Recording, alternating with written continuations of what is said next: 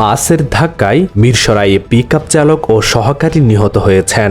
সোমবার ভোর ৫টার দিকে মিরসরাই উপজেলার ঢাকা-চট্টগ্রাম মহাসড়কের সোনাপাহাড় এলাকায় এই দুর্ঘটনা ঘটে। গত ১৫ই ফেব্রুয়ারি মারা গিয়েছিলেন আইরিন সুলতানার বাবা। সেই খবরে কক্সবাজার রামুর নিজ বাড়িতে গিয়েছিলেন আইরিন। ঠিক ৯ দিন পর মারা গেলেন আইরিনের শাশুড়ি ফাতেমা বেগম। সেই খবরে ৬ মাসের বাচ্চা নিয়ে শ্বশুর বাড়ি ফিরছিলেন আইরিন, কিন্তু ফেরার পথে সড়ক দুর্ঘটনায় আইরিন ও তার ৬ মাস বয়সী ছেলে আহসান নিহত হয়।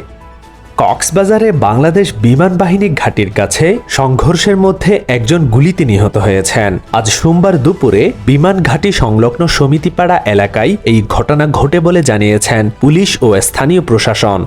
চট্টগ্রাম নগরীতে অপহরণ করে ধর্ষণ এবং ধর্ষণ কাজে সহায়তার অপরাধে মোহাম্মদ হুসাইন ও মোহাম্মদ আকবর নামে ২ জনকে গ্রেফতার করেছে চান্দগাঁও থানা পুলিশ।